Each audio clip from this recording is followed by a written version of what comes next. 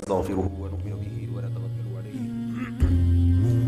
ونعوذ بالله من شرور أنفسنا ومن سيئات أعمالنا من يهده الله فلا مضل له ومن يضلل فلا هادي له ونشهد أن لا إله إلا الله وحده لا شريك له ونشهد أن محمدا عبده ورسوله صلى الله تعالى عليه وعلى آله وأصحابه وبارك وسلم تسليما كثيرا أما بعد فأعوذ بالله من الشيطان الرجيم بسم الله الرحمن الرحيم لن ينال الله لحومها ولا دماؤها ولكن يناله التقوى منكم وقال النبي صلى الله عليه وسلم من وجد سعة لأن يضحي فلم يضحي فلا يقربن مصلانا وقال تعالى إنا أعطيناك الكوثر فصل لربك وانحر إن شانئك هو الأبتر. قرآن مجید کی چند آیات اور نبی صلی اللہ علیہ وسلم کی چند احادیث پڑھی ہیں. اللہ تعالیٰ سے دعا ہے اللہ تعالیٰ صحیح طرح سے بات کہنے کی، سننے کی، سمجھنے کی اور پھر عمل کی توفیق عطا فرمائے. پہلے تو مجھے یہ بتا دیں، میں گھڑی بھول گیا ہوں تو یہ گھڑی صحیح ٹائم بتا رہی ہے کہ نہیں بتا رہی؟ بالکل صحیح ہے. بعض وہ گھڑیاں آگے پیچھے ہوتی ہیں. سنوں کے عصر کی نماز میں ہم جمعے کی پڑھ رہے ہوں. بقرعید کا سیزن ہے 2022. گلیوں میں جانوروں کی رونقیں آپ کو نظر آ رہی ہوں گی. ریٹ بہت بڑھ گئے ہیں، پیٹرول کے ساتھ ساتھ جانوروں کے ریٹ بھی بڑھ گئے ہیں. اور ماشاءاللہ پیٹرول کے ریٹ تو ڈیلی بیسس کے حساب سے بڑھ رہے ہیں. الحمدللہ مہنگائی کے خلاف جو تحریک چلی تھی بہت اچھے طریقے سے کامیاب ہوئی ہے. آپ کسی کو بارش سے بچانے کی تحریک چلاؤ اور پرنالے کے نیچے نہ کے کھڑا کر دو اس کو. لیکن الحمدللہ ہماری قوم کی عقیدت کبھی بھی ختم نہیں ہوتی. میں زیادہ کھل کے باتیں نہیں کر سکتا، بس اشارتاً ہی بات کروں گا. جیسی پہلے دن تھی ویسی ہی آج بھی. میرا مہنگائی سے کیا تعلق ممبر پہ بیٹھ کے میں مہنگائی کی باتیں کروں؟ یقیناً میرا کوئی سیاسی ٹاپک نہیں ہوتا، ممبر پہ ہونا بھی نہیں چاہیے. اتنی بات تو ہے کہ آپ تھوڑا سا سوچیں کہ جو درمیانی درجے کی تنخواہوں میں گھر چلا رہے ہیں ان کے سینے پہ، ان کے دلوں پہ آرے چلتے ہیں. کاروباری لوگوں کو زیادہ فرق عام طور پہ نہیں پڑتا. زیادہ تر لوگ تو بیچارے ملازم پیشہ لوگ ہیں.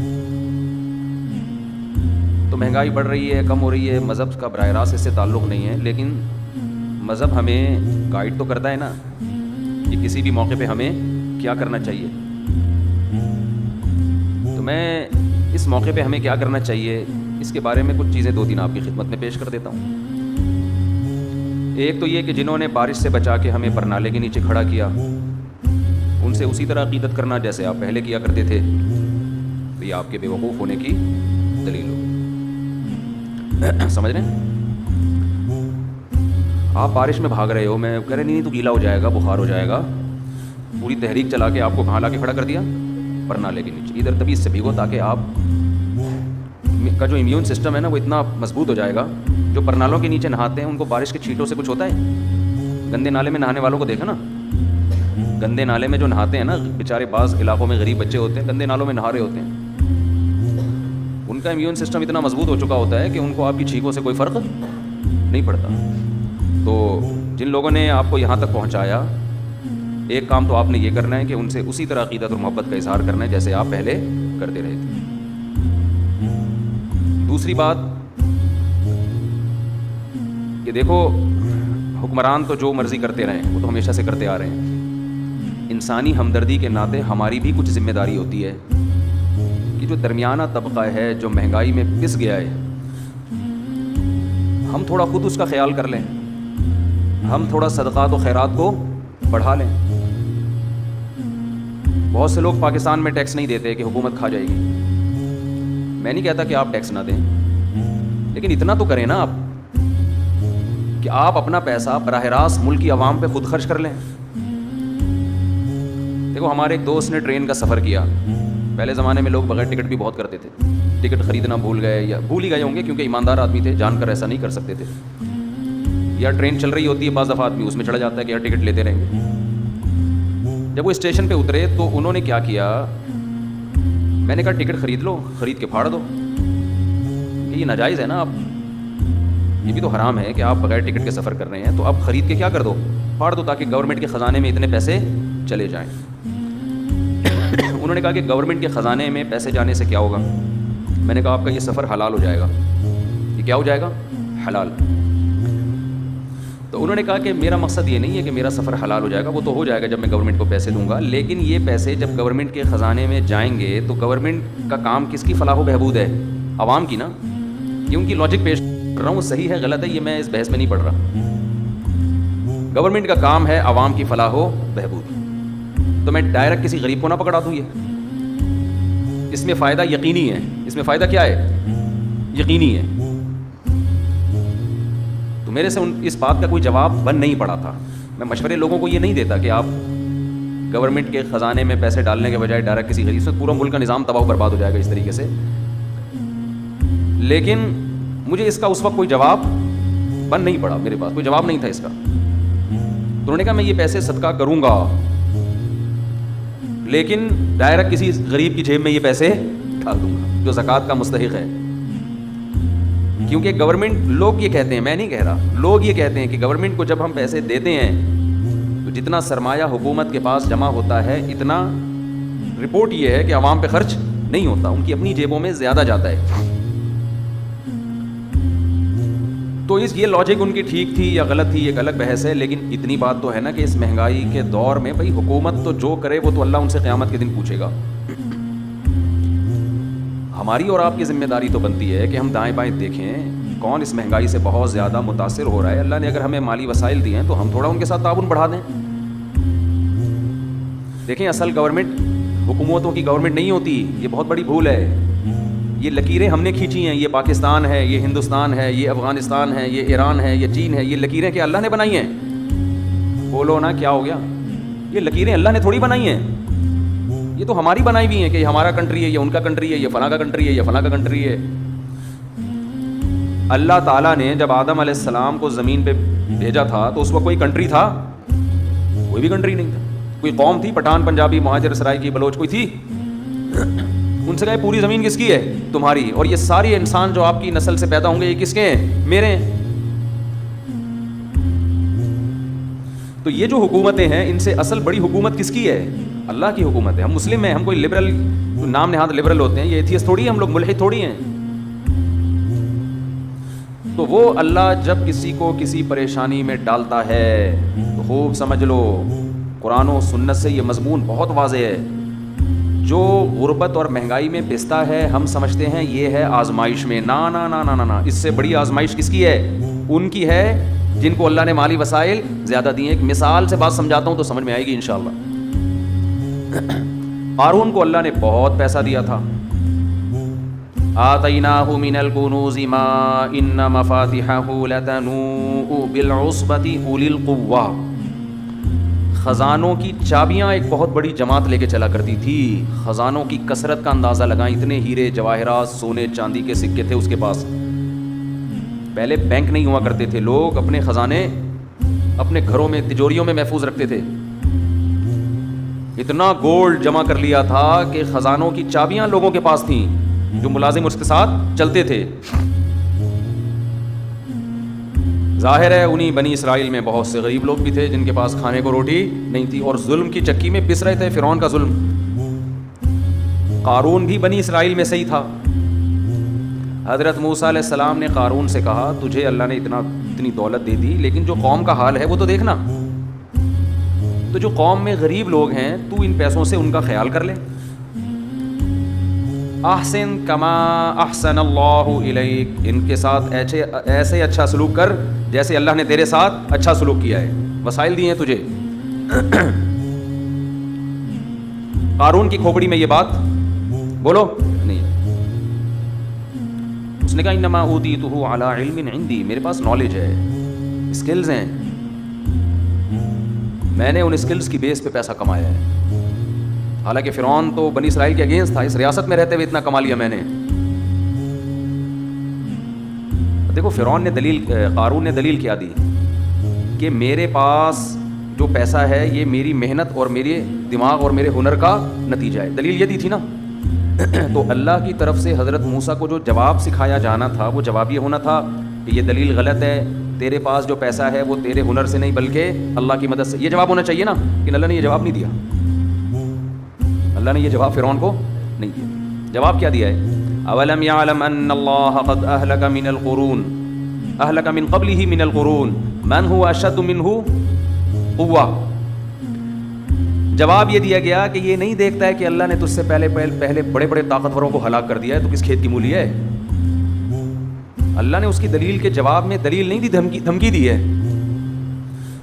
اب آپ مجھے بتاؤ, عام نارمل حالات میں کوئی آدمی آپ سے دلیل مانگ رہا ہو اور آپ جواب میں دلیل کا جواب دینے کے بجائے دھمکیوں پہ آ جاؤ, تو یہ عرف میں اچھی حرکت سمجھی جاتی ہے یا بری سمجھی جاتی ہے؟ کہ بحث میری تجھ سے کیا ہو رہی ہے اور تو کس پہ آ گیا ہے؟ دھمکیاں دینے پہ آ گیا.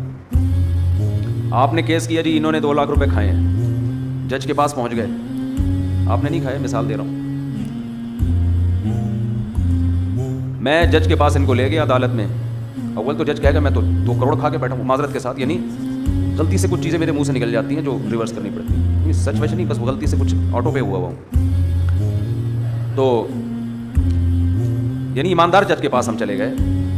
تو ان کے پاس میں ان کو لے کر گیا کہ جج صاحب انہوں نے میرے 2 لاکھ روپے کھائے ہیں. جج نے پوچھا ہاں بھائی کھائے ہیں؟ یہ کہتے ہیں جج سے میں تمہیں چھوڑوں گا نہیں, میں تمہیں چھوڑوں گا نہیں. اور جج صاحب آپ کو پتہ نہیں ہے وہ بھی میں نے ادھر بھی بندہ مارا تھا, مجھے بھی دھمکیاں دے رہا ہے اور جج کو مثالیں دے رہا ہے, پتہ نہیں میں نے وہ بندہ بھی ٹپکا دیا تھا, اتنے بندے میں مار چکا ہوں. جج کہے گا بھائی میں تجھ سے پوچھ رہا ہوں کہ تو نے کھائے ہیں کہ نہیں کھائے ہیں, تو میری بات کا جواب دینے کے بجائے کیا کر رہا ہے؟ دھمکیاں. اور دھمکیوں کا اسٹائل بھی یہ نہیں کہ میں تجھے ماروں گا, بلکہ لسٹ پیش کر رہے ہیں کہ جج صاحب اتنے بندوں کو میں مار چکا ہوں. یہ دھمکی کا بڑا اسٹائل ہوتا ہے. ایک ہے کہ میں تجھے چھوڑوں گا نہیں, ایک یہ کہ یہ دیکھ لے یہ بندے میں ٹپکا چکا ہوں. یہ تھوڑا اسٹائل کیا ہے, وکری اسٹائل ہے. یہ بڑے دہشت گردوں کا اسٹائل ہوتا ہے. چھوٹے دہشت گرد کہتے ہیں میں تجھے نہیں چھوڑوں گا. یہ تو میاں بیوی بھی ایک دوسرے کو کہہ رہے ہوتے ہیں. یہ چھوٹے دہشت گرد ہوتے ہیں. بڑے کیا ہوتے ہیں, لسٹ پیش کر دیتے ہیں, بھائی یہ دیکھ رہے ہو یہ جو رپورٹ اس دن اخبار اس بندے کی, ایک خبر یہ تھی, پھر دوسری خبر اس دن اخبار میں خبر آئی تھی, تو سمجھ لے کہ تیری خبر بھی اخبار میں آنے والی ہے. تو نکلے گا گھر سے, واپسی میں اخبار میں آئے گا. تو گھر سے پورا صحیح سالم جائے گا, واپس تو صحیح سالم نہیں آئے گا, واپس کہاں آئے گا؟ اخبار میں. یہ اسٹائل ہوتے ہیں. اب دیکھو قارون یہ کہہ رہا ہے کہ میں نے اپنی محنت سے کمایا, میں نے اپنی کھوپڑی لگائی. جواب میں اللہ کیا کہہ رہے ہیں؟ تجھے پتہ نہیں ہے تجھ سے بڑے بڑوں کو ہم نے برباد کر دیا ہے, تباہ کر دیا ہے. تو اپنے آپ کو کیا سمجھتا ہے؟ تو یہ تو اللہ کا بھی انداز وہی ہو گیا جو معاذ اللہ نقل کفر بات سمجھانے کے لیے کہہ رہا ہوں, جو معاذ اللہ ایک دہشت گردوں کا انداز ہوتا ہے. دلیل کا جواب دلیل سے نہیں, کس سے دیا جا رہا ہے؟ دھمکیوں سے. اور دھمکی بھی ایسے انداز کی دھمکی کہ فرعون کو نہیں کہا جا رہا کہ میں تجھے نہیں چھوڑوں گا, بلکہ اللہ کہہ رہے ہیں تجھ سے بڑے بڑوں کو ہم تباہ کر چکے ہیں. دھمکی بھی بڑی خطرناک, انداز بھی بڑا خطرناک. وجہ کیا ہے؟ واقعی دلیل کا جواب دلیل سے دینے کے بجائے دھمکی سے دینا غلط ہے. لیکن اس وقت جب دلیل ہو یا دلیل سے کنفیوژن پیدا ہو سکتی ہو, دلیل اتنی بودی اور اتنی بیکار ہو, ایسی دلیلوں کا جواب دلیل سے دینا اس کی علامت ہے کہ آپ اس کی دلیل کو لفٹ کرا کے اس کو اہمیت دے رہے ہو. آپ اس کی دلیل کو کیا کر رہے ہو؟ اہمیت دے رہے ہو. بیکار باتیں کر رہا ہے کہ میں نے اپنی محنت سے کمایا. تیرے ہاتھوں میں طاقت کس نے ڈالی؟ اسکلز ہیں, تو یہ اسکل دماغ سے آتی ہے نا. دماغ کس نے پیدا کیا تیری کھوپڑی میں؟ کیا خود بنایا تو نے اپنے اس دماغ کو؟ جن ٹانگوں سے چل کے تو بزنس کرنے جاتا تھا وہ ٹانگیں کس نے دی ہیں تجھے؟ وہ گھٹنے کس نے دیے؟ وہ پاؤں کس نے دیے؟ باتیں کر رہے کہ میں نے کس سے کمایا؟ اپنی محنت سے. ایسے جیسے کسی غریب کے پاس 2 ٹکے نہیں تھے, آپ نے 1 کروڑ دے دیا اور وہ 1 کروڑ سے اس نے پلاٹ خرید کے 1.25 کروڑ میں بیچ دیا. اب آپ نے اس پر احسان کیا تھا, آپ گئے تھے یار تو پھٹے پرانے کپڑے پہنتا تھا, چڈی بنیان میں گھومتا تھا, تو آج تو نے اتنا پیسہ کمایا ماشاء اللہ, تو ایسا کر 5 روپے مجھے بھی دے دے, مجھے بڑی ضرورت ہے. وہ کہے میں نے اپنی محنت سے کمایا ہے. تو کہے کہ تیری محنت تو ہمیں پتا ہے, تو چڈی بنیان میں گھومتا تھا, 5 روپے نہیں تھے تیرے پاس, تھیلا تھا نہیں تیرے پاس. محنت کی باتیں کر رہا ہے, اس وقت کر لیتا نا محنت. تو آپ کو تو جو آنکھیں دیکھنے کے لیے اللہ نے دی, سوچنے کے لیے دماغ اللہ نے دیا, سننے کے لیے کان اللہ نے دی, کسی کو آپ اندھا بہرا گونگا لنجا ٹنڈا کر کے بٹھا دو, پھر دیکھو کیسے کاروبار کرتا ہے وہ. تو خالی پیسے سے بزنس نہیں ہوتا, صرف اسکل سے بزنس نہیں ہوتا. یہ اسکلز اللہ نے دی ہیں. یہ ایسے ہی ہے جیسے وہ ایک آدمی کسی کے گھر جاتا تھا, موٹر سائیکل کوئی نئی خرید رہے نا, محلے والے بہت تنگ کرتے ہیں, یار تھوڑا وہاں, اب تو سب کے پاس بائکیں آ گئی ہیں, ورنہ پہلے بہت ہوتا تھا بھائی انڈا موڑ جانا ہے تیرا بائک مل جائے گی, ہوتا ہے نا, گاؤں دیہاتوں میں اب بھی ہوتا ہے, بھائی ذرا مجھے ماموں کے یہاں جانا ہے بائک مل جائے گی, پیٹرول ڈال دوں گا میں, بندہ کہتا تھا پیٹرول میں ڈال دوں گا, اب یہ بائک والا کہتا ہے یار جب پیٹرول بھی ڈالے گا تو اب میرے پاس منع کرنے کا کوئی آپشن ہے نہیں. جب زیادہ ہونے لگا تو ایک دن کے ایک صاحب آئے, یار بائک چاہیے مجھے نانی کے جانا ہے, پیٹرول میں ڈال دوں گا, تو ایک ڈبہ لے کر آیا, بولے اس میں پیٹرول ڈال کے چلا لے. ہر آدمی پیٹرول کر رہا ہے, اس کا مطلب کہ بائک صرف پیٹرول ہی کا نام ہے, اور بھی پرزے کھستے ہیں بھائی اس کے چلنے سے. پیٹرول ہی کو اتنا فوکس کر رہے ہو, پیٹرول ڈال دوں گا میں بائک دے دو, پیٹرول ڈال دوں گا میں بائک دے دو, تو اس ڈبے میں ڈال دے اور اسی ڈبے پہ بیٹھ کے نانی کے یہاں چلا جا. تو اگر صرف اسکلز ہی سب کچھ ہیں, اسکلز والے دنیا میں بڑے بڑے لوگ پڑے ہوئے ہیں. جب تک تقدیر کی چکی نہیں گھومتی, تقدیر کا پانسا نہیں گھومتا, لوگوں کی قسمتیں نہیں بدلتی ہیں.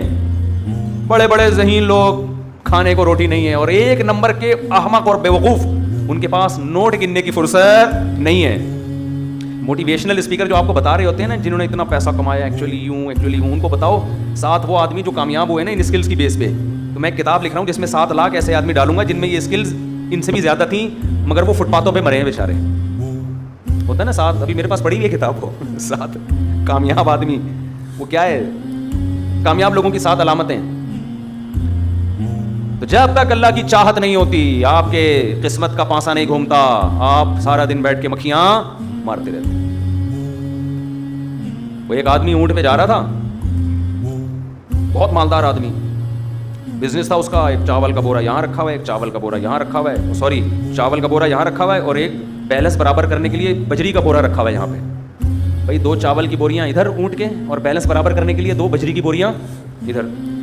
راستے میں کسی نے لفٹ مانگی, مجھے بھی اونٹ پہ پہنچا دو, بیٹھ آ جا بھائی بیٹھ جا. اونٹ کے مالک بڑا کروڑپتی تھا, اس نے پوچھا کہاں جا رہے ہو, کیا کر رہے ہو. پھر اس نے کہا یار یہ تم نے ریت کی بوریاں کیوں رکھی؟ اس نے کہا بیلنس برابر کرنے کے لیے. کیا کرنے کے لیے؟ اس نے کہا اللہ کے بندے اونٹ کو ڈبل ٹینشن میں ڈالا ہوا ہے تو نے, تو ایسا کر چاول کی 2 بوریاں ادھر ہیں تو ایک ادھر کر دے اور ایک ادھر, اونٹ کا ویٹ بھی آدھا ہو جائے گا, وزن بھی, اونٹ کی اسپیڈ بھی تیز ہو جائے گی, تھکاوٹ بھی کم ہوگی. اس نے کہا یار یہ تو بڑی اتنی سینس کی بات ہے, ادھر تو میری کروڑپتی آدمی ہے مگر اتنی کھوپڑی میں اتنی سینس نہیں ہے کہ یار بیلنس کے لیے آدھا مال ادھر رکھ دو. تھا کروڑپتی. اس نے کہا یار بندہ بہت لاجیکل بات کرتا ہے, تو ٹھیک ہے پھر ایسے ہی کرتے ہیں, ایک بوری ادھر اور ایک بوری ادھر. اب بیٹھے, اونٹ کی اسپیڈ بھی تیز ہو گئی, اونٹ بھی سکون کا سانس لے رہا ہے, اور یار بندہ تو بڑا نائس ہے یار, اسکلز تیرے اندر بہت ہیں. پتا کرتا کیا ہے؟ کہہ رہا کرتا ہی تو کچھ نہیں, بے روزگار ہوں, جاب ہی نہیں ملتی کہیں, غریب آدمی ہوں. اس نے کہا اتر نیچے نیچے اتر. دوبارہ اس میں بوریاں میں, وہ جو بوری تھی نا اس میں ریت بھری, اور چاول کی ایک بوری کو دوبارہ ادھر کیا, اور پھر 2 بوریاں ریت کی ادھر کی, اور کہا اگر تیرے اندر اتنی ذہانت ہے اور اتنا عقل مند ہے تو غریب کیوں ہے بھائی؟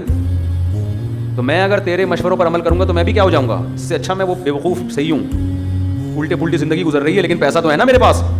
تو وہی اسٹائل ہمارا ٹھیک ہے بھائی, تیرے اسٹائل میں چلیں گے تو ہم بھی ایسے ہی ہو جائیں گے.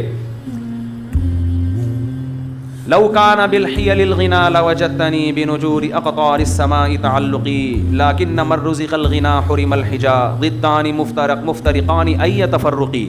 امام شافعی کا شعر ہے کہ اگر محنت سے اور آپ کی اسکلز سے پیسہ آتا, آپ کی دماغ سے پیسہ آتا, تو مجھے دیکھتے کہ میں محنت کرتے کرتے آسمان کے ستاروں تک پہنچ جاتا. لیکن ہم دیکھتے ہیں مر رزق الحجا حرم الغنى. اکثر یہ قاعدہ کلیہ نہیں ہے, مالدار لوگ پریشان ہو گئے, ہمیں بیوقوف کہہ رہے ہیں, اکثر ہمیشہ ایسا نہیں ہوتا. کہتے ہیں جس کو عقل دی گئی اس سے پیسہ چھین لیا گیا.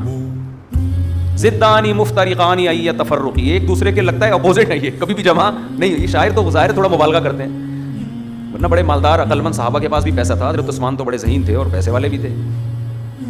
یہ سمجھانے کے لیے. اور آگے کہتے ہیں کہ محنت پہ بھی ضروری نہیں ہے کہ نتیجہ مرتب ہو. اذا رأيت واذا سمعت بان مجدودا حوا عودا فاثمر في يديه فصدقي واذا سمعت بان محروما اتى ماء ليشربه فغاض فصدقي. کہتے ہیں اگر تو سننا کہ ایک آدمی خوش قسمت ہے, اس کی قسمت کے پانسے پلٹتے رہتے ہیں, محنت ڈھیلے گی نہیں کرتا. ایک دن اس نے ایک شاخ کو اپنے ہاتھ میں پکڑا, زمین میں دفن نہیں کیا, شاخ کو ہاتھ میں پکڑا, وہیں اس نے پھل دینا شروع کر دیا. اس نے کہا ایسے واقعات کی تصدیق کر دیا کر, خوش قسمتوں کے ساتھ ایسا بول لو نا یار. ہوتا ہے جب رزق مقدر میں ہوتا ہے نا تو درخت کو زمین میں لگانے کی بھی ضرورت نہیں ہوتی, شاخیں ہاتھوں میں ہی پھل دینا شروع کر دیتی ہیں. یہ تمثیلات ہیں شاعروں کی, کہیں اس پہ کلپ نہ بنا دیں کہ یہ مولوی صاحب پتہ نہیں کہاں کی پھینک رہے ہیں,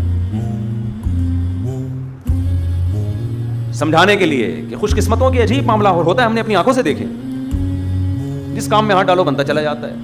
اور آگے کہتے ہیں وَإِذَا سَمِعْتَ بِأَنَّ مَحْرُومًا أَتَىٰ, اگر پتہ چل جائے تجھے کہ کوئی محروم آدمی جس کو اللہ رزق نہیں دینا چاہتا, محروم رکھنا چاہتا ہے, رپورٹ سے پتہ چل رہا ہے, اس کے حالات سے پتہ چل رہا ہے, وہ تجھے کسی نے بتایا کہ اس کو دور کنواں بھرا ہوا نظر آیا پانی سے, اس نے کہا چلو رزق نہیں مل رہا, پانی تو ملے گا نا, اور پانی بھی کس میں ہے, کنویں میں, اور کنواں بھی کیا ہے, لبالب بھرا ہوا, پانی تو ملے گا نا. وہ چلتا ہوا پانی کے پاس آیا, پانی نے جیسے ہی اس کو دیکھا ڈڑپ نیچے چلا گیا پانی. بولا تجھے نہیں, تو نہیں پیے گا. تو شاعر نے کہا اس کی بھی تصدیق کر دیا کر, ایسا ہوتا ہے. بدقسمت سے مراد دنیاوی لحاظ سے, اصل تو آخرت ہے. اور قرآن کا بھی یہی مضمون ہے, من کان یرید العاجلہ عجلنا لہ فیہا ما نشاء لمن نرید. جو اس دنیا کو چاہتا ہے تو جتنی چاہتا ہے اتنی نہیں, جتنی ہم چاہتے ہیں اتنی دیں گے, اور اتنی بھی اس کو دیں گے جس کو ہم چاہیں گے. یہ تمہاری محنت پہ نہیں ہے.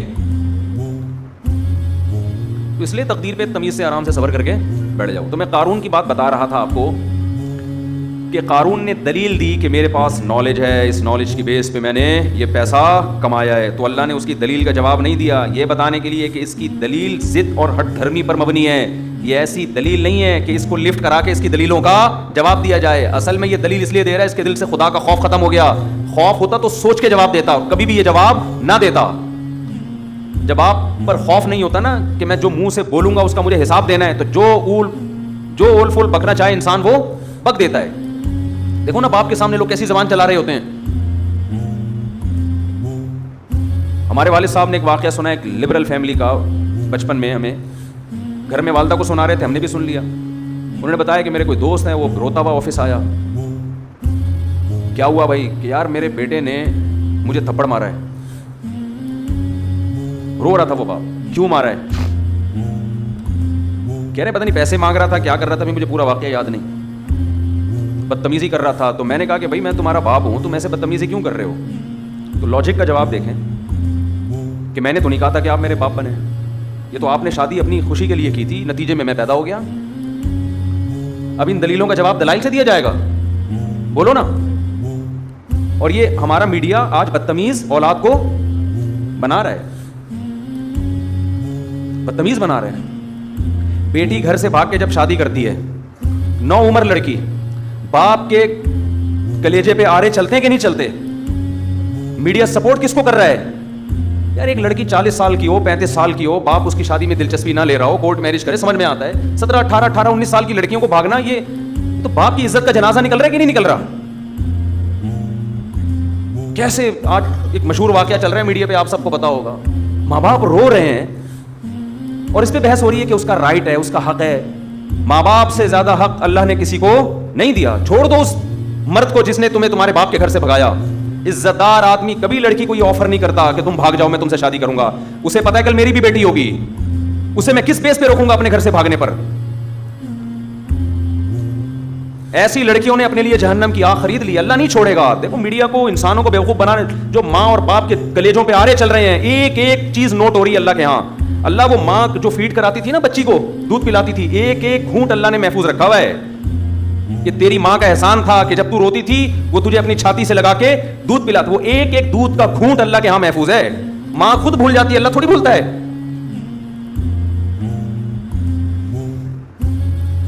اولاد بھول جاتی ہے باپ کے احسانات, باپ بھی بھول جاتا ہے مگر خدا نہیں بھولتا. روایات میں آتا ہے ماں جو بچے کو دودھ پلاتی ہے, ایک ایک گھونٹ پہ اللہ اس کو اجر دیتے ہیں. اس کا مطلب لکھا ہوا ہے نا اللہ نے کہیں ڈائری میں, کہیں حساب کتاب میں. جیسے 9 مہینے تکلیف سے اس نے پیٹ میں رکھا, پھر تکلیف سے اس نے جنا. اب شادی سے پہلے اس کو اطلاع بھی نہیں دینا پسند کرتے. ان کا تجربہ زیادہ, ان کا علم زیادہ, ان کی نالج زیادہ. بعض دفعہ لڑکی ایسے خاندان میں شادی کر رہی ہوتی ہے, آپ تو اس پہ عاشق ہو, لیکن وہ ایسا خاندان ہوتا ہے کہ اس میں باپ کی عزت کا جنازہ. انگلیاں اٹھیں گی باپ پر, یار تم نے اپنی بیٹی کہاں دی ہے. باپ ان چیزوں کو بھی دیکھتا ہے. لڑکی کو چاہیے ایسے موقع پہ کس کا ساتھ دے, اپنے ماں باپ کا. اپنے اگر حق اس کو دیا بھی ہے, اس سے درس بدار ہو جائے, بولے میں اپنے ماں باپ کو نہیں چھوڑ سکتی. اور ایسی لڑکیاں ہیں الحمدللہ معاشرے میں، لیکن ہمارا میڈیا ان کو بھی کیا بنا رہا ہے؟ باغی. دیکھو قانون کے لحاظ سے کچھ چیزیں ایسی ہوتی ہیں کہ وہ کسی کا رائٹ ہوتی ہیں، لیکن غیرت اور حمیت کے لحاظ سے غیرت اور حمیت اجازت نہیں دیتی. انسان ماں باپ کے لیے اپنے حقوق چھوڑ دیتا ہے، چھوڑ دینے چاہیے. رسول اللہ صلی اللہ علیہ وسلم نے ارشاد فرمایا، صحیح حدیث ہے، کہ اگر ماں باپ بیوی کو طلاق دینے کا کہیں تو کیا کرو؟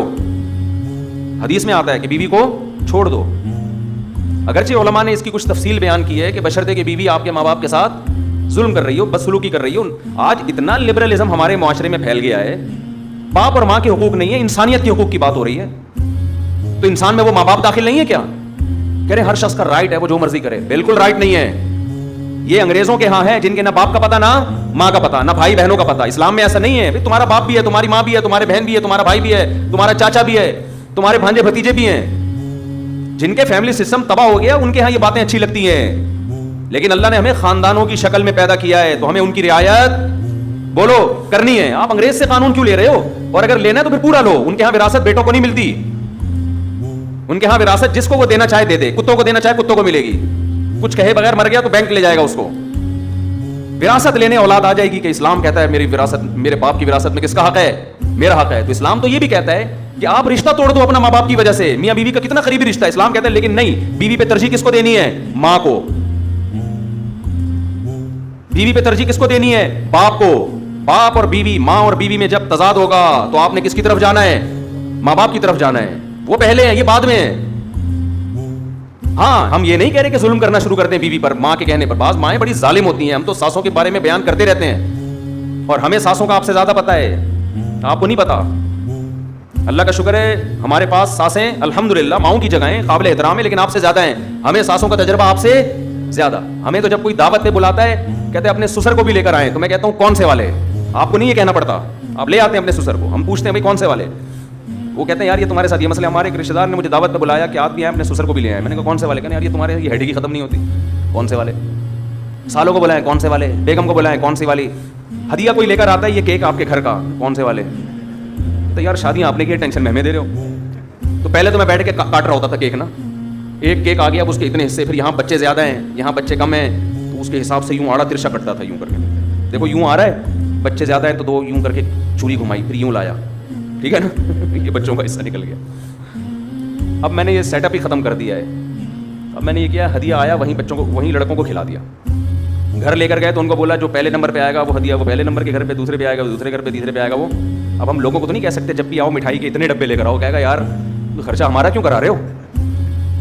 تو میں یہ عرض کر رہا ہوں میرے بھائی، ہم کبھی ماں باپ کے بارے میں یہ نہیں کہتے کہ ماں کے کہنے پر بیوی پہ ظلم شروع کر دو. نہ نہ نہ، یہ اس کی اجازت نہیں ہے. اس کے بھی کچھ رائٹ ہیں، وہ بھی کسی کی بیٹی ہے. باپ کے کہنے پر بیوی پر ظلم کر دو ایسا نہیں ہے. لیکن اگر آپ کی بیوی ماں باپ کے ساتھ بلا وجہ بدتمیزی کر رہی ہے، ان کو عزت نہیں دے رہی، ماں باپ تنگ آ چکے ہیں اس سے، زندگی عذاب بن گئی ہے، تو نبی صلی اللہ علیہ وسلم کی صحیح حدیث ہے کہ پھر اگر ماں باپ کہتے ہیں اس کو چھوڑ دو تو کیا کرو؟ چھوڑ دو. لیکن علماء ایک اور قید لگا دیتے ہیں اس زمانے میں، کہیں عورتوں پہ ظلم نہ شروع ہو جائے نا بیویوں پہ. کیونکہ بعض دفعہ ماں باپ کہتے ہیں خود سے نہ چھوڑا جائے بلکہ کسی عالم سے، کسی صحیح آدمی کے سامنے پوری صورتحال رکھی جائے. وہ تجزیہ کرے گا کہ اس میں غلطی پر کون ہے. بعض دفعہ آپ سمجھ رہے ہوتے ہیں کہ میری بیوی غلطی پر ہے، حالانکہ وہ غلطی پر.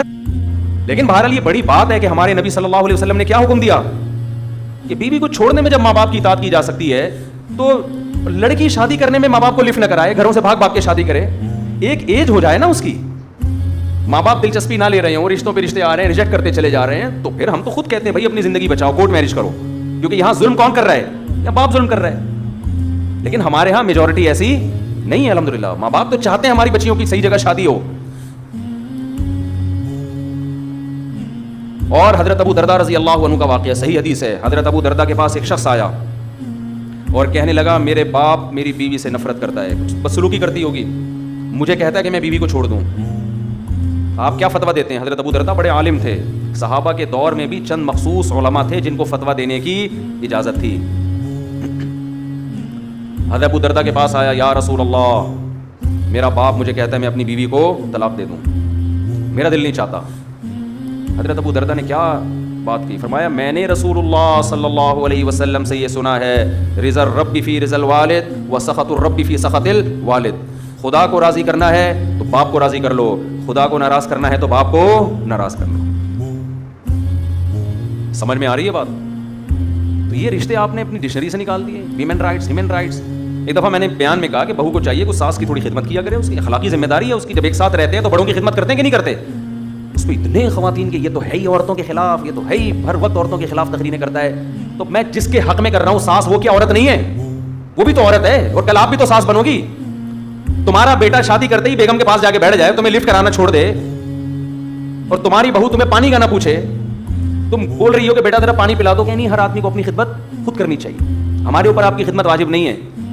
تمہاری بہو کل یہ حرکتیں کرے گی تو تم میرا ہی بیان ان کو سناؤ گی. تو وہ جو ساس جس کے حق کی ہم بات کر رہے ہیں وہ بھی تو عورت ہے.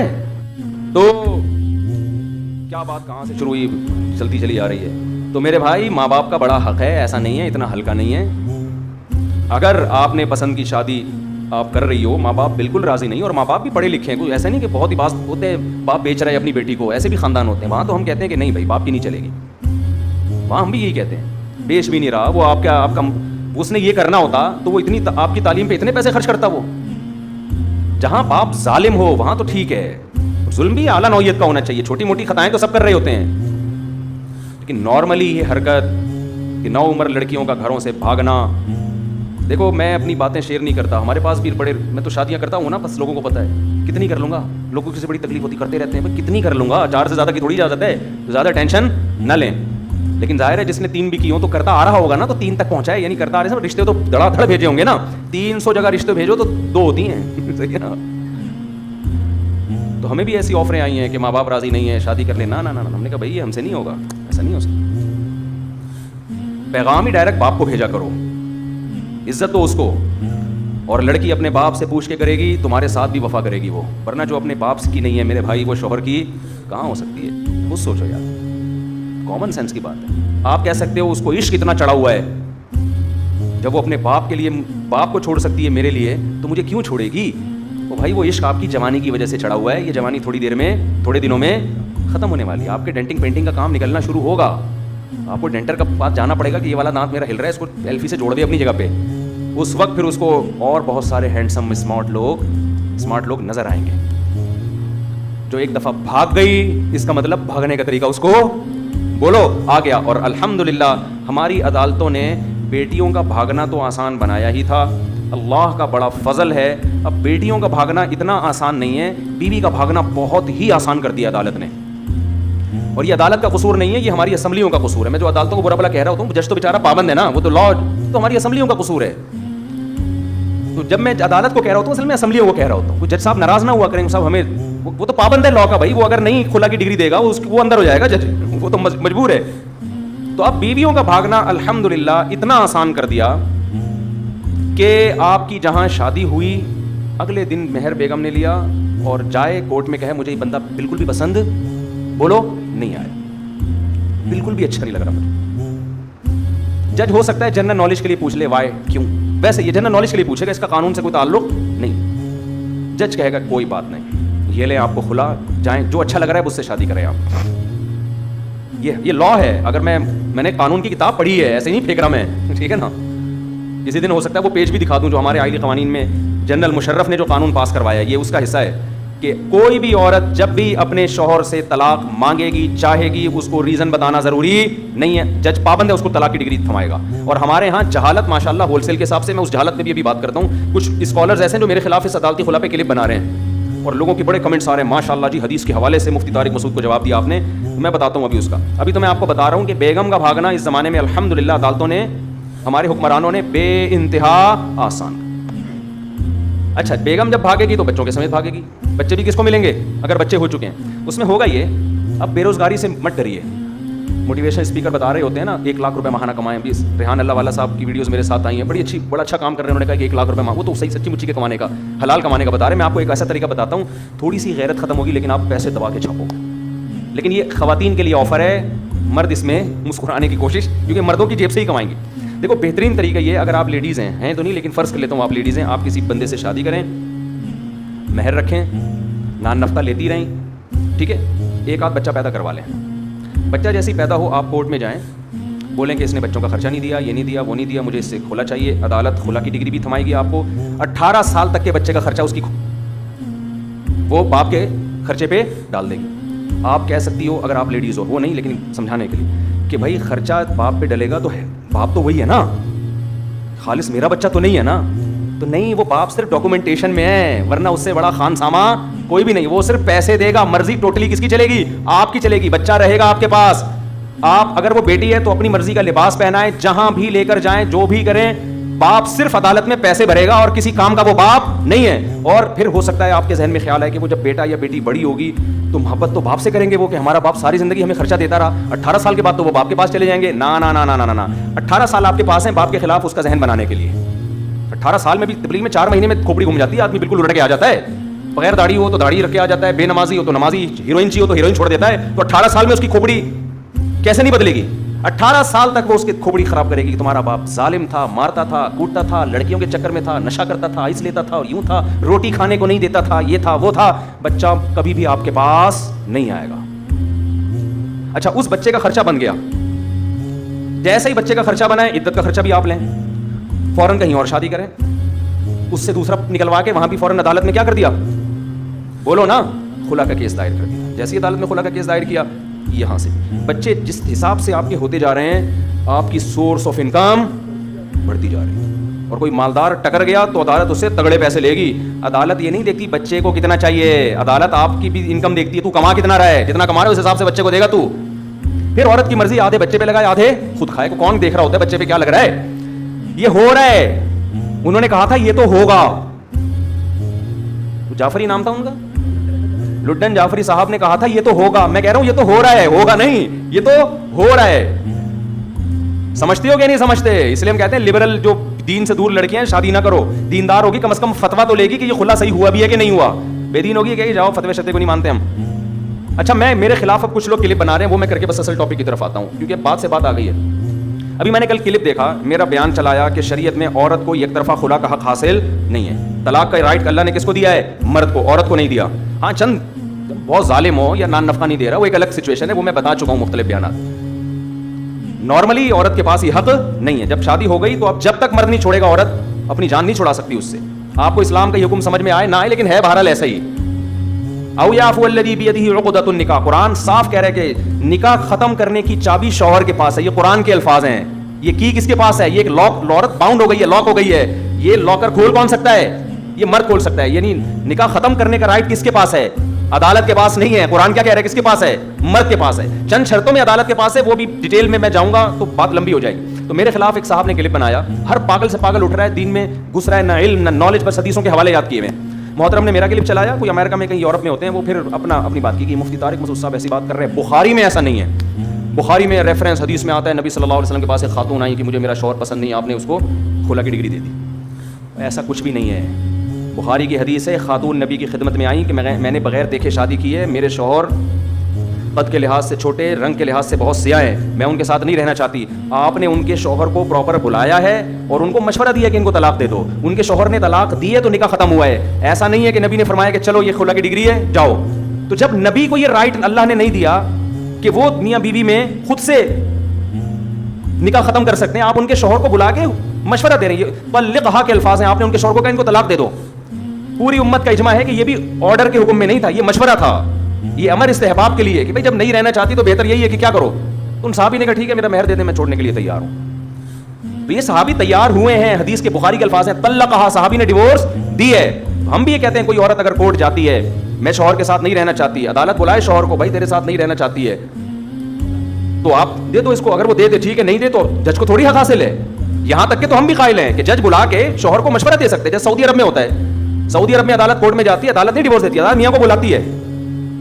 اگر وہ ظالم ہے, سعودی عرب کی بات کروں, شوہر اگر واقعی ظالم ہے, ثابت ہو جاتا ہے بلا وجہ بے تحاشا مارتا پیٹتا ہے, نان نفقہ نہیں دے رہا, تو پہلے تو عدالت اس کو پیار سے کہتی ہے چھوڑ دو بھائی, کیونکہ پتہ ہے کہ نہیں ہوتا, پھر عدالت مجبور کرتی ہے دے بھائی اس کو ڈیورس دے. یہاں کیا ہو رہا ہے, میاں صاحب کبھی تو نوٹس بھی نہیں ملتا اور کوئی ریزن بھی نہیں ہوتی, بس تو یہ نہیں ہے اسلام میں. اس سے آپ کا خاندانی نظام کیا ہو جائے گا؟ تباہ. اور میں بتا دوں خواتین کو, خواتین سمجھتی ہیں کہ مفتی طارق مسعود ہمارے حقوق ہم سے چھین رہا ہے, ہمارے اگینسٹ جا رہا ہے. نا نا نا نا نا نا. اگر آپ نے عورت کو ڈیورس کا حق دے دیا نا جس طرح سے اب دیا ہوا ہے, اس سے خدا کی قسم لا الہ الا اللہ عورت کا بیڑا غرق ہوگا. یہ چیز جب معاشرے میں پھیلے گی نا, مرد کو پتا ہے یار یہ میری ابھی تو پتا ہے شادی میں کر کے لاؤں گا تو میری مرضی کے بغیر جا نہیں سکتی, اس لیے مرد وفا کرتا ہے. کل جب مردوں کو پتا چل گیا کہ بیٹا یہ تو جب بھی ہم نے تھوڑی سی آنکھیں دکھائی یہ کہاں پہنچ جاتی ہے کورٹ اور طلاق لے لے گی, تو مرد شادی کرنا چھوڑیں گے. سمجھ رہے ہو؟ بولیں گے یار ابھی شادی کی, بچہ پیدا ہو گیا, اس کے بعد تو بچہ لے کے بھی بھاگ جائے گی, تمہیں کیا بھروسہ اس کا؟ ابھی مرد کو پتا ہے کہ جب تک میں نہیں چھوڑوں گا نہ میرے بچے کہیں جانے والے نہ میری بیوی. تو مردوں کو کسی طریقے سے حقوق پر آمادہ کیا جا سکتا ہے, سمجھایا جا سکتا ہے. جہاں عورت کے پاس ڈیورس کا حق آ گیا تو سمجھ لو شادیوں کا ریشو کم. مرد کہے گا گرل فرینڈ بنانے کے لیے تیار ہوں, بیوی کے حقوق دینے کے لیے تیار نہیں ہوں, کیونکہ گرل فرینڈ اور بیوی میں فرق کیا ہو گیا؟ ختم. وہ بھی جب چاہے اپنی مرضی سے چلی جائے, بیوی بھی جب چاہے اپنی مرضی سے چلی جائے. وہ کہے گا بھائی ٹیشو پیپر کی طرح استعمال کروں گا, پیسے پکڑ, میری خواہش پوری کر, دفع ہو یہاں سے. وہ ایک میں باؤنڈ کیوں ہوگا؟ نہیں آ رہی سمجھ میں؟ تو ٹھیک ہے, جیسے چل رہے ہو ویسے چلتے رہو. تو یہ جو نئے نئے اسکالرز آ رہے ہیں نا مارکیٹ میں, ان کو لفٹ نہیں کریے. علم پراپر طریقے سے جب تک حاصل نہیں ہوتا, بخاری مسلم کے صرف ریفرنس دے دینا, حوالے دے دینا, ترجمے تک تو ان کم وقتوں کو آتے نہیں ہیں, ترجمے حدیثوں کے غلط کر رہے ہوتے ہیں, عربی گرامر کی الف. یہ میں ان لوگوں کی بات کر رہا ہوں جن کے ملینز ویورز ہیں. ان کو لوگ کہتے ہیں بہت بڑے اسکالر سے پوچھو وہ بتائے گا, ڈاکٹر سے پوچھو تو بتائے گا نا کتنا بڑا ڈاکٹر ہے. رکشے والے سے پوچھ رہے ہو کہ بڑا ڈاکٹر کون ہے, وہ کہے گا بھائی مجھے تو بڑا رکشا والا کون ہے یہ پتا ہوگا. عوام سے پوچھ رہے ہیں بڑا اسکالر کون ہے, عوام تو خود بیچاری فارغ ہے, تو ریفرنسز سے متاثر ہوتی ہے. تو یہ اجماعی مسائل ہیں, کوئی حنفی شافی اختلاف نہیں ہے یہ. خیر بات کو سمیٹ کے بس میں ختم کرتا ہوں, کہاں سے ہم چلے تھے اور کدھر کو نکل لیے, کیا بات چل رہی تھی. اصل تو قارون کے بارے میں رپورٹ پیش کر رہا تھا کہ قارون نے یہ کہا, بس 2-3 منٹ میں سمیٹ رہا ہوں بات. ماں باپ کی بات درمیان میں آ گئی تھی, وہ میں کمپلیٹ کر دیتا ہوں, وہ بہت ضروری ہے کیونکہ اس زمانے میں اولادوں کو ماں باپ کا باغی بنایا جا رہا ہے. اس زمانے میں ایسا نہیں ہے, ٹھیک ہے بعض ماں باپ بھی ظالم ہوتے ہیں لیکن بہت کم ریشو ہے ان کا. اکثر اولادیں آج کل ظالم پیدا ہو رہی ہیں, نہ باپ کو باپ مانتی ہیں نہ ماں کو ماں, پورے حقوق نچوڑ لیتے ہیں, اپنی ذمہ داری ادا کرنے کے لیے تیار نہیں ہوتے. ایسے ایسے کیسز بھی میرے علم میں, لڑکی گھر سے بھاگ گئی, باپ ناراض ہو کے بیٹھا ہوا ہے, شادی ہو کہیں کر لی آشنا سے, کم عمری میں بھاگی, اور باپ ناراض ہو کے بیٹھا ہوا ہے, نا باپ مر گیا مگر نہیں توفیق ملی جا کے منانے کی. یار تمہارا کیسا ضمیر برداشت کر لیتا ہے؟ قیامت کے دن اس باپ کو کیسے منہ دکھاؤ گی؟ اپنی خواہشات کو قربان کر دو ماں باپ کی رضا پر. حدیث میں کتنا زبردست واقعہ ہے کہ 3 آدمی جو غار میں پھنس گئے اور ان کو یقین ہو گیا اب ہماری موت یقینی ہے, تو تینوں نے اپنا اچھا عمل اللہ کے سامنے پیش کیا. ان میں ایک وہ تھا جس نے کہا کہ اے اللہ میں بکریاں چراتا تھا, دودھ لے کے آتا تھا, رات کے وقت اپنے ماں باپ کو پلاتا, پھر اپنے بچوں کو. ایک دن مجھے دیر ہو گئی, میرے ماں باپ سو گئے, بچے آئے مانگنے کے لیے, مجھے غیرت آئی کہ اپنے ماں باپ پہلے اپنے بچے بعد میں. تو میں ماں باپ کو میں نے اٹھایا نہیں کہ نیند خراب ہوگی, اور بچوں کو پہلے پلا دیتا تو میری غیرت یہ گوارا نہیں کر رہی, پہلے میرے باپ اور پہلے میری ماں ہے. اے اللہ میں ساری رات پیالہ ان کے سر پہ لے کے کھڑا رہا ہوں اور میرے بچے مجھ سے وہ دودھ مانگتے رہے. میں نے کہا نہیں پہلے ماں باپ. یہاں تک کہ جب صبح ہوئی ہے ان کی آنکھ کھلی, پوری رات کھڑا رہا میں, اس لیے کھڑا رہا کہ رات میں اگر آنکھ کھل گئی تو بیچارے بھوکے ہیں کہ بھائی ابھی آنکھ کھل سکتی ہے, ابھی آنکھ بھوکے سوئے ہیں نا, تو مانگیں گے اللہم ان کنت فعلت ذلک ابتغاء وجہک فافرج عنا ما نحن فیہ فاکشف عنا ما نحن فیہ. اے اللہ اگر تجھے میرا یہ عمل پسند آیا اور میں نے یہ تجھے خوش کرنے کے لیے کیا ہے تو آج جس عذاب میں مبتلا ہوں اس عذاب کو ہم سے دور کر دے. حدیث میں آتا ہے وہ پتھر اپنی جگہ سے لڑک گیا. بہت بڑا حق ہے والدین کا, آپ ان کی قربانی دو گے ان کے لیے. اللہ اس حدیث سے پتہ چلتا ہے کہ اللہ آپ کی دنیا کی مصیبتیں بھی اس عمل کی وجہ سے دور کرے گا. پھر بھی میں بتا دوں ہرگز میرا مطلب یہ نہیں ہے کہ ماں باپ کے کہنے پر بیوی پر ظلم کرو, یہ مطلب ہرگز نہیں ہے, کیونکہ لوگ افراط و تفریط کا شکار ہو جاتے ہیں. لیکن جہاں حقوق سیم ہو وہاں ترجیح کس کو دینی ہے؟ وہاں والدین پہلے ہیں. غیرت کا مسئلہ بنا کے ایسا نہ مارنا پیٹنا شروع کر دیں. تو اور جب بیوی کہے نا تو اس کو کہیں کل تمہاری بھی اولاد ہوگی, اگر تمہارا بیٹا جورو کا غلام بن کے بیٹھ جائے وہ تمہیں بھول جائے. ایک صاحب نے مجھے بتایا میری بوڑھی ماں ہے, میں اکلوتا بیٹا ہوں. ایک تو یہ اکلوتوں کے یہ نقصان بہت ہوتے ہیں, بچے ہول سیل کے حساب سے ہوں, وہ ان کے لیے ماں باپ کو پالنا بھی آسان ہوتا ہے بڑھاپے میں, کئی بہن بھائی مل کے پال لیتے ہیں. اکلوتے ایک آدھ چل رہا ہے مارکیٹ میں تو ساری ذمہ داری اس اکلوتے پہ آئی ہوئی ہے. تو کہتے ہیں کہ میں اپنی ماں کو اپنے سے نہیں چھوڑ سکتا, میں اکیلا کہاں رکھوں گا, اور رہتے بھی دبئی میں. یہ پرانا واقعہ سمجھ میں نہیں آئے گا, غیبت نہیں ہوگی انشاءاللہ کسی. میری بیوی نہیں رکھنے دیتی, کہتی نہیں میں تمہاری ماں کے ساتھ میں نے کہا شاید آپ کی والدہ کو بہت زیادہ بد زبان ہے, بعض ہوتی ہیں ایسے ٹارچر کر کے اس کا بیڑا ہی غرق کیا ہوا ہوگا. کہہ رہا ایسا کچھ نہیں ہے, بوڑھی ہے, اس کو بیچارے کو اس کی صحیح ہوش بھی نہیں ہے, بوڑھی ہے, پورے طور پر دماغ بھی کام نہیں کرتا, پورے طور پر شعور بھی نہیں ہے. کہہ رہے میری بیوی کہہ رہی ہے کسی قیمت پہ نہیں رکھنا, کہہ رہے الگ پڑی رہتی ہے, کام بھی میں ہی کر رہا ہوں اپنی اماں کے. کہتی نہیں میں نے گھر میں سانس رکھنی نہیں ہے. میں نے جتنے کراس کوشچن ہو سکتے ہیں نا پوچھے کہ کام زیادہ لیتی ہوگی ماں بہو سے, ہر وقت ڈانٹ ڈپٹ. کہہ رہے بھائی اپنا بوڑھی عورت ہے, اپنا الگ مسلح بچھا کے وہاں پڑی رہتی ہے, اس کا نہ لینا نہ دینا, لیکن بیگم کو بس اس کا وجود ہی انجوائے کرنا ہے نا, میں میرا ہسبینڈ انجوائے, جیسے ہوتا ہے نا خواتین آج کباب میں کوئی تیسرا ہڈی نہیں ہونا چاہیے, کیونکہ ظاہر ہے شوہر کی توجہ کچھ نہ کچھ تو ماں کی طرف ہوگی نا جب وہ وہاں رہے گی. اماں سے آگے پوچھے گا ناشتہ کیا نہیں کیا, کھانا کھایا, تو وہ عورت چاہ رہی تھی یہ بھی نہ ہو, اتنی بھی مجھے کسی کی دخل اندازی برداشت نہیں ہے. اس کا اصل حل تو یہ تھا کہ ایک اور شادی کر لے. جب دیکھے گی نا ماں سے ماں ہی اچھی تھی یار, یہ سوگن آ گئی, اس سے بہتر ہے تو اپنی ماں کی خدمت کر لیا کر. لیکن خیر تو میں نے کہتا ہے یار نہیں, میں نے کہا بھائی پھر کیا ہے, یعنی میں نے کہا یہ تو نہیں ہو سکتا, ماں کو تو رکھنا پڑے گا آپ کو. کہہ رہے ہیں پھر میں کیا کروں. کہنے لگا کہ وہ کہہ رہی ہے کہ میں کسی قیمت پہ نہیں رہوں گی. میں نے اس کو بتا دو کہ بیگم میں ماں کو اکیلا اس بڑھاپے میں نہیں چھوڑ سکتا, آپ نے رہنا ہے رہیں, ورنہ پتلی گلی سے نکلیں. آپ سمجھتے ہو کہ نہیں سمجھتے, آپ پتلی گلی سے. میں نے کہا ورنہ آخرت میں تمہاری ٹانگیں چھت سے لگی ہوئی ہوں گی, یہ عورت تمہیں اللہ کے عذاب سے نہیں بچائے گی. اور اس کو بتا دینا کہ کل میری بد دعا ہے کہ کل تمہارا بیٹا بھی اللہ کرے تمہیں الگ چھوڑ دے, الگ چھوڑ دے. اور ہم کوشش کمپرومائز ہی کی کرتے ہیں کہ یار ایک رینٹ پہ اوپر لے لو, اوپر کوشش تو ہم یہی کرتے ہیں ڈیورس تک نوبت نہ آئے, لیکن وہ اس کی ماں پاکستان میں رہتی ہے, یہاں اکیلا کیسے رکھے گا, اس کو دبئی بلانا ہے اپنی ماں کو. تو اس لیے میرے بھائی ماں باپ کے رشتے کو ہلکا مت سمجھو, یہ بہت بڑی آزمائش ہے, اس میں پورے اتر گئے تو کامیابی ہے, ناکام ہو گئے تو بہت بڑی ناکامی ہے اس میں. وہ میں بات کس کی کر رہا تھا پتہ نہیں یہاں کہاں سے آ گئی, وہ فرعون کے قارون کی رپورٹ چلتے چلتے ابا اماں کہاں سے آ گئے. تو وہ قارون کی بات میں اصل میں کر رہا تھا کہ وہ اللہ نے دھمکی کیوں دی, اس لیے کہ وہ دلیل اس قابل نہیں تھی. پھر اس میں کبھی مزید ڈیٹیل میں بیان کروں گا انشاءاللہ.